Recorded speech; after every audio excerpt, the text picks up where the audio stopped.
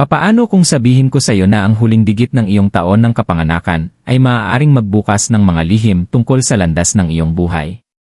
Hindi lang ito basta isang random na numero. Sa Feng Shui at mga turo ng Budismo, bawat numero ay may malalim na kahulugan, isang nakatagong mensahe tungkol sa iyong mga lakas, kahinaan, at pati na rin ang mga oportunidad na inihanda ng universo para sa iyo. Maaaring magulat ka sa matutuklasan mo kung paanong ang simpleng digit na ito ay may malaking impluensya sa iyong kapalaran. Kaya, ano nga ba ang tunay na ibig sabihin ng huling digit ng iyong taon ng kapanganakan? Abangan upang matuklasan ang nakakagulat na katotohanan. Sa maraming sinaunang tradisyon, ang mga numero ay hindi lamang mga simbolo ng matematika, nagdadala sila ng malalim na espiritual na kahulugan na nakakaapekto sa ating buhay sa mga paraang hindi natin lubos na maintindihan. Isa sa mga numerong ito ay ang huling digit ng iyong taon ng kapanganakan. Ayon sa parehong Feng Shui at karunungan ng Budismo, ang tila maliit na numerong ito ay may susi sa iyong kapalaran, ipinapakita ang mga nakatagong aspeto ng iyong personalidad at pati na rin ang mga hamon na maaaring iyong pagdaanan sa buhay. Sinasabi na ginagamit ng universo ang mga numero upang itugma tayo sa ating tunay na layunin, ginagabayan tayo sa ating paglalakbay.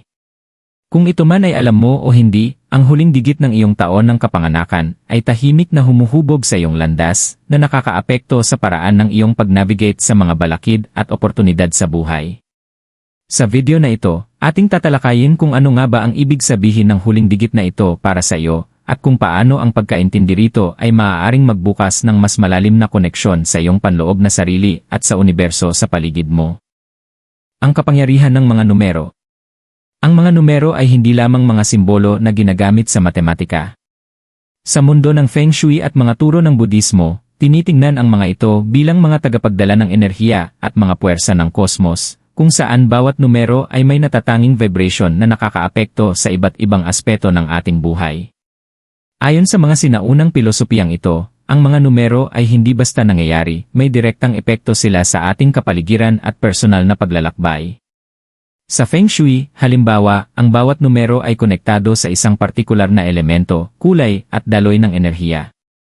Ang isang numero ay maaaring magdala ng kasaganaan, kapayapaan, o maging ng hidwaan, depende sa kung paano ito nakalinya sa mga natural na puwersa sa ating paligid.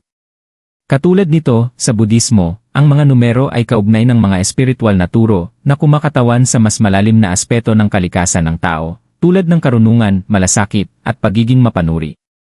Sa parehong sistema, pinaniniwalaan na ang pag-unawa sa mga numerong konektado sa ating buhay, tulad ng huling digit ng ating taon ng kapanganakan, ay makakatulong sa atin na mamuhay ng ayon sa universo.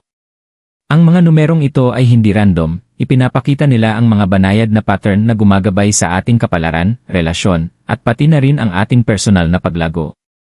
Sa pagkatuto kung paano kilalanin ang kapangyarihan ng mga numerong ito, maaari nating matuklasan ang mga nakatagong oportunidad at maiwasan ang mga hamon. Kapag tiningnan natin ang huling digit ng ating taon ng kapanganakan, tinatapik natin ang isang universal na kodigo na isinulat para sa atin, kahit bago pa tayo ipanganak. Para itong isang kosmikong fingerprint na nagsisiwalat ng ating natatanging enerhiya sa malawak na dagat ng universo. Halina't tuklasin kung ano ang ibig sabihin ng numerong ito tungkol sa iyo at kung paano ito patuloy na gumagabay sa iyong paglalakbay. Pagbabalik loob sa huling digit ng iyong taon ng kapanganakan. Ngayon na nauunawaan natin ang malalim na koneksyon ng mga numero at ang universo, magtutok tayo sa kung ano ang tunay na ibig sabihin ng huling digit ng iyong taon ng kapanganakan. Bawat huling digit ay may sariling natatanging enerhiya at kahalagahan. Sa Feng Shui at pilosopiya ng Budismo, ang bawat numero ay konektado sa mga aspeto ng iyong personalidad, mga lakas, hamon, at pati na rin ang iyong espiritual na paglalakbay. Kaya, ating tuklasin ang mga kahulugan ng bawat huling digit, mula 0 hanggang 9. Huling digit 0, ang banal na ladder. Ang huling digit na 0 ay kumakatawan sa kabuuan at pagkakaisa. Sa parehong Feng Shui at mga turo ng Budismo, ang 0 ay nakikita bilang numero ng banal at walang hanggan. Kung ikaw ay ipinanganak sa taon na nagtatapos sa 0, ikaw ay likas na hinihikayat na maging leader at maghanap ng espiritual na landas. Mayroon kang panloob na lakas na gumagabay sa iba, at ang iyong kapalaran ay kadalasang kinasasangkutan ng pagtuturo, pagpapagaling o pamumuno upang magdala ng mga mas mataas na katotohanan. Gayunpaman, ang numerong ito ay nagpapakita rin ng malaking responsibilidad at pangangailangan para sa balanse. Dapat mong pag-ingatan ang iyong enerhiya at iwasan ang labis na pagkapagod dahil may potensyal kang makamtan ang kadakilaan, ngunit hindi mo dapat kalimutan ang panloob na kapayapaan. Huling digit isa, ang malayang visyonaryo. Kung ang taon ng iyong kapanganakan ay nagtatapos sa isa, ikaw ay ipinanganak upang maging isang malayang nag-isip.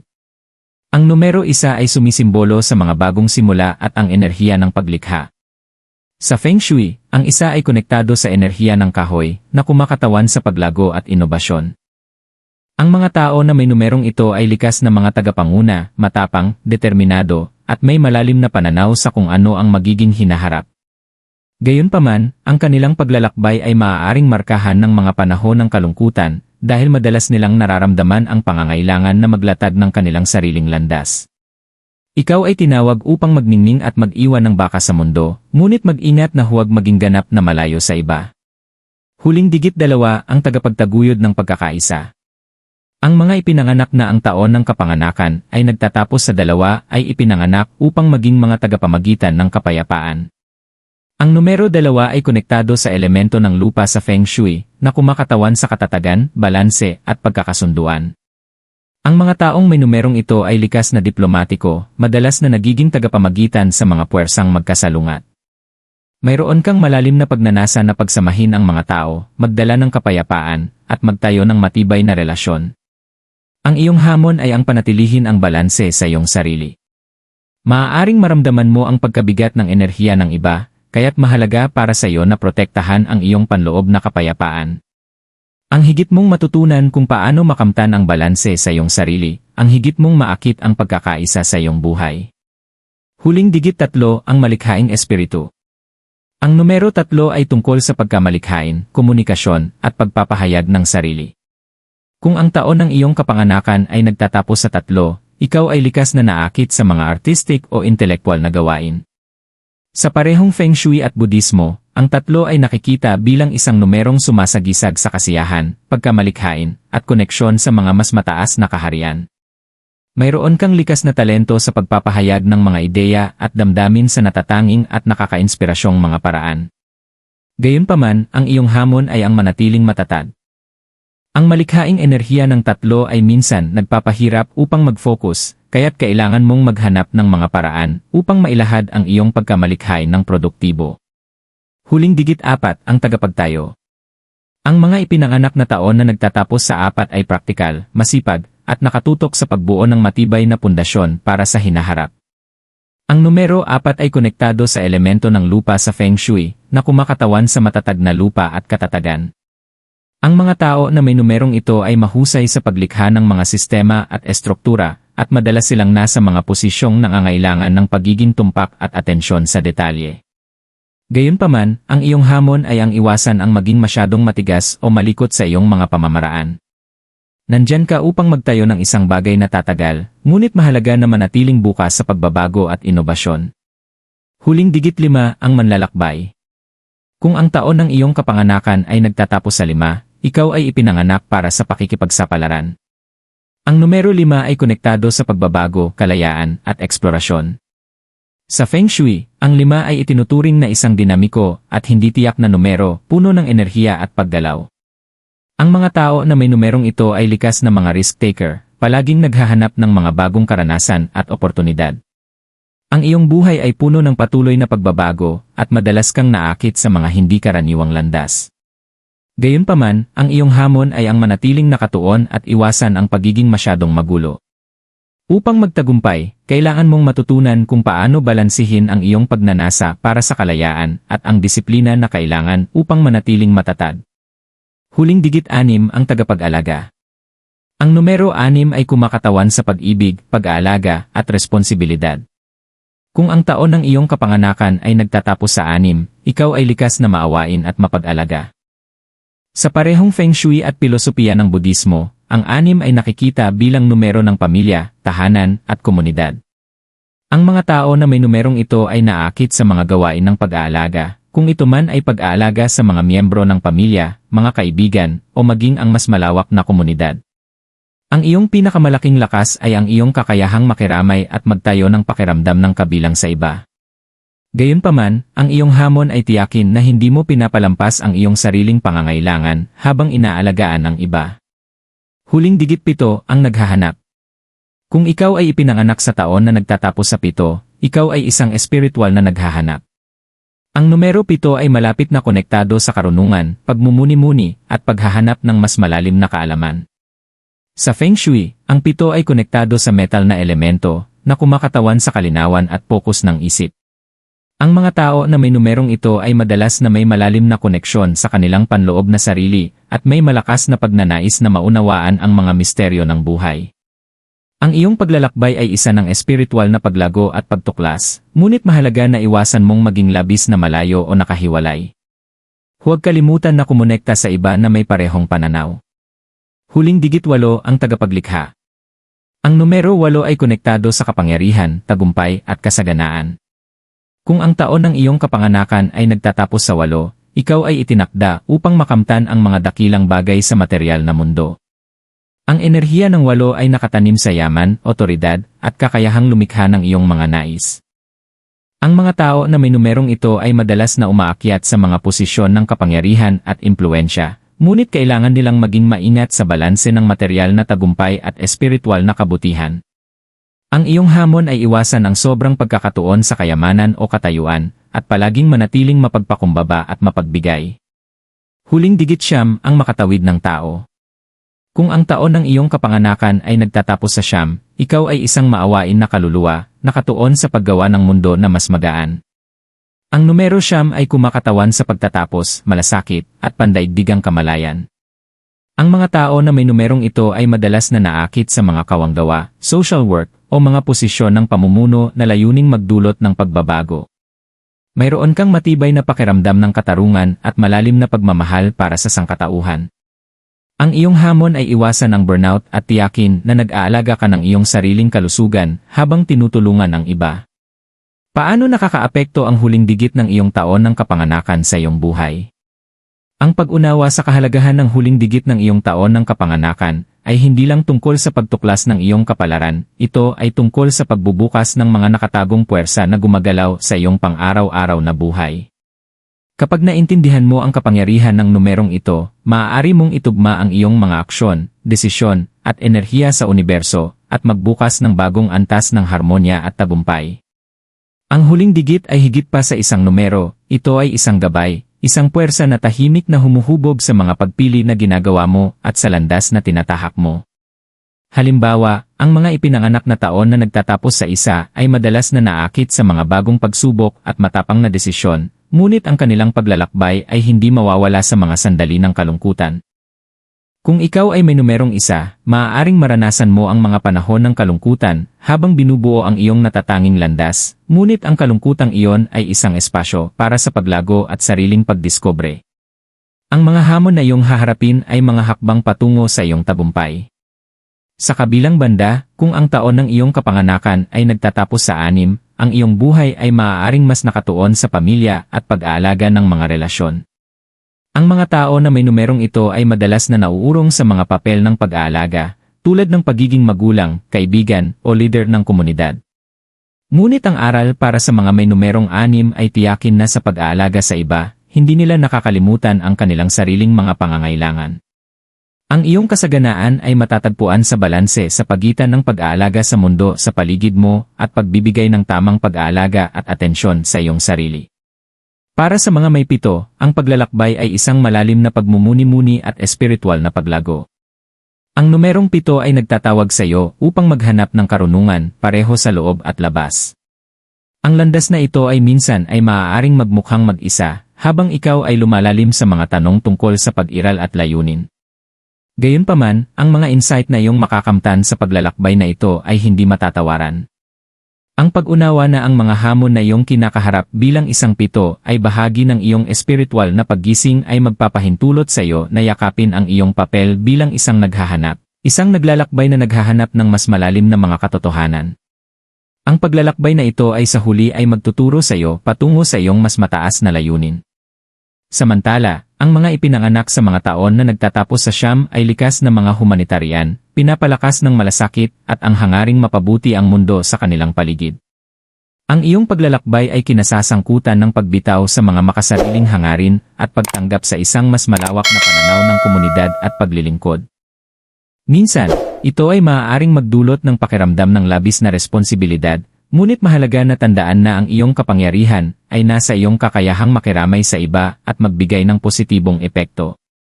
Ang universo ay dinisenyo ka upang magdala ng pagpapagaling at pagbabago sa mga nangangailangan.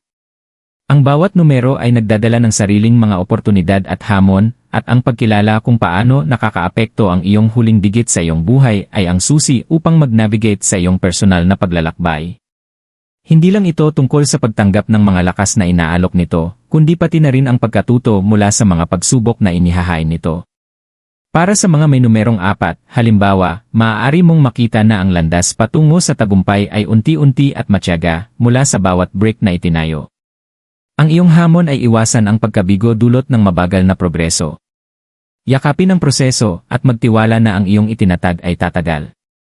Sa pamamagitan ng pagtutok sa iyong buhay gamit ang enerhiya ng huling digit ng iyong taon ng kapanganakan, maaari mong buksan ang mga nakatagong potensyal, iwasan ang mga hindi kailangang pagsubok, at maglakad kasabay ng daloy ng universo. Kung ang iyong numero ay kumakatawan sa kalayaan, pag-aalaga, espiritualidad, o paglilingkod, ito ay isang tanda na gumagabay sa iyo patungo sa iyong mas mataas na tawag. Kapag nagsimula ka nang makita ang koneksyon sa pagitan ng iyong mga karanasan sa buhay at ang enerhiya ng iyong numero, matutuklasan mong lahat ng ito ay nagaganap ayon sa tamang oras, na ginagabayan ng banal na karunungan ng universo. Ang nakatagong kapangyarihan ng iyong taon ng kapanganakan. Ngayon na ating na-explore kung paano ang huling digit ng iyong taon ng kapanganakan ay nakakaapekto sa iyong landas sa buhay. Oras na upang maintindihan kung paano mo magagamit ang makapangyarihang enerhiyang ito upang matutunan ang iyong tunay na potensyal. Ang Feng Shui at mga turo ng Budismo ay hindi lang tungkol sa kaalaman tungkol sa iyong numero, ang mga ito ay tungkol sa paggamit ng kaalamang ito upang itugma ang iyong mga aksyon, pag-isip, at enerhiya sa natural na daloy ng universo. Ang pag-unawa sa nakatagong kapangyarihan ng huling digit ng iyong taon ng kapanganakan ay makakatulong sa iyo upang makamtan ang mas malalim na koneksyon sa iyong kapalaran at mailabas ang buhay na matagal mo nang pinapangarap. Halimbawa, kung ang iyong huling digit ay 3, tinatawag ka ng universo upang yakapin ang iyong pagkamalikhain at ipahayag ang iyong natatanging sarili. Gayunpaman, ang pagtanggap sa kapangyarihang ito ay nangangailangan ng higit pa sa paghihintay na dumating ang inspirasyon. Upang ganap na magtugma sa enerhiya ng 3, kailangan mong maglaan ng espasyo sa iyong buhay para sa malikhaing pagpapahayag.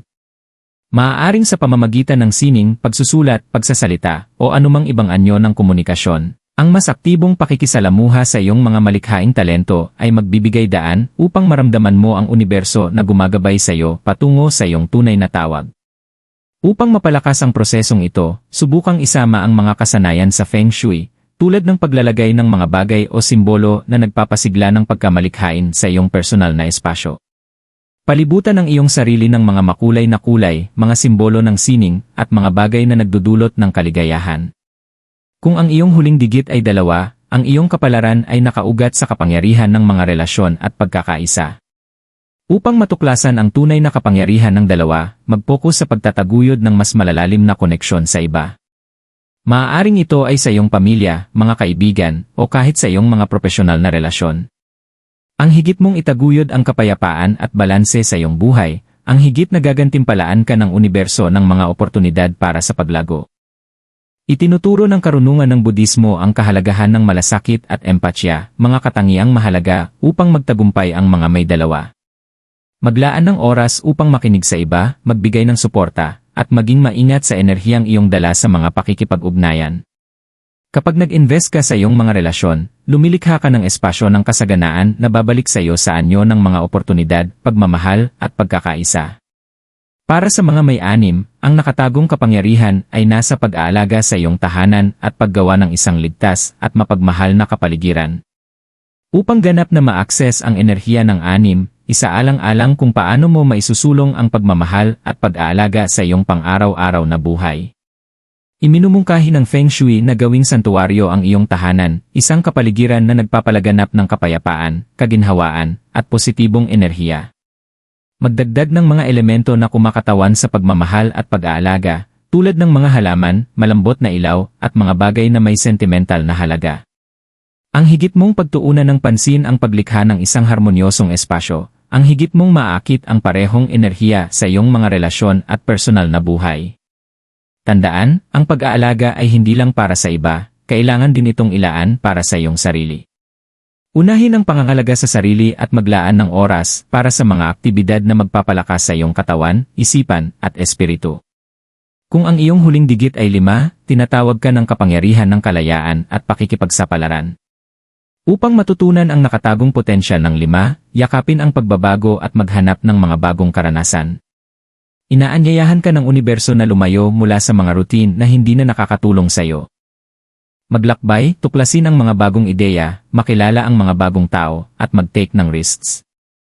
Itinuturo ng mga turo ng Budismo ang kahalagahan ng impermanence at kakayahang mag-adapt. Ang mas marami mong yakapin ang pagbabago, mas lalago ka. Sinuportahan ito ng Feng Shui na hinihikayat ang paggalaw, kung ito man ay sa pamamagitan ng pag-aayos ng iyong espasyo o aktibong paghahanap ng mga bagong oportunidad. Ang mas marami mong buksan ang iyong sarili sa hindi kilala, mas makikita mong tumutugon ang universo sa isang yaman ng mga posibilidad. Para sa mga may huling digit na 8, ang nakatagong kapangyarihan ay nakasentro sa material na tagumpay, kayamanan, at kasaganaan.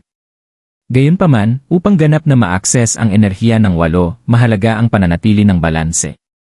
Mag-focus sa pagtatakda ng mga malinaw na layunin sa pinansyal at paggawa ng mga hakbang upang makamtan ito. Iminumungkahi ng Feng Shui na lumikha ng isang kapaligiran na sumusuporta sa kasaganaan, tulad ng paglalagay ng mga simbolo ng yaman sa mga sulok ng iyong tahanan at pagpapanatili ng malinis na espasyo. Ang enerhiya ng 8 ay namumuhay sa mga organisado at layunin-layunin na kapaligiran. Gayunpaman, mag-ingat na huwag masyadong mag-focus sa material na tagumpay sa kapinsalaan ng iyong espiritual na kapakanan. Ibalanse ang iyong paghahangad ng kayamanan sa isang pangako ng pagiging mapagpakumbaba at mapagbigay. Titiyakin nito na ang kayamanang iyong naakit ay parehong makulay at makatarungan. Hindi alintana kung ano ang huling digit ng iyong taon ng kapanganakan, ibinigay sa iyo ng universo ang isang makapangyarihang tool upang hubugin ang iyong kapalaran.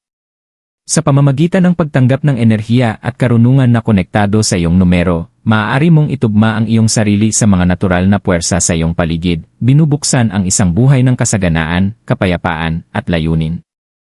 Bawat numero ay kumakatawan sa isang natatanging landas, isang landas na maaari kang gabayan patungo sa espiritual na paglago, personal na tagumpay, at pagkakaisa sa universo. Ang susi upang matutunan ang nakatagong kapangyarihan ng iyong taon ng kapanganakan ay nasa iyong kahandaang unawain ang kahalagahan ng iyong numero at gamitin ito bilang kasangkapan para sa paglago.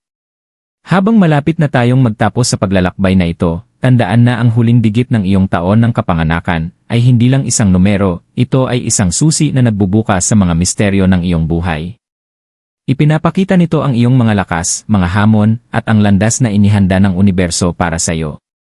Kung ikaw man ay isang likas na leader, isang mapagmalasakit na tagapag-alaga, isang malikhaing espiritu, o isang mapangahas na kaluluwa, ang numerong ito ay isang salamin ng iyong natatanging enerhiya. Sa pag-unawa sa kahalagahan nito at pagtutok ng iyong mga aksyon ayon sa kapangyarihan nito, maaari mong itugma ang iyong buhay sa mga puwersa ng universo. Gamitin ang mga natutunan mo dito ngayon bilang gabay upang likhain ang buhay na matagal mo nang pinapangarap, isang buhay na puno ng layunin, kasaganaan, at kapayapaan. Yakapin ang iyong numero, magtiwala sa paglalakbay, at hayaan mong ipakita ng universo ang mga lihim nito sa iyo. Naghihintay ang iyong kapalaran, at ngayon, mayroon ka ng karunungan upang lakbayin ang landas ng may tiwala.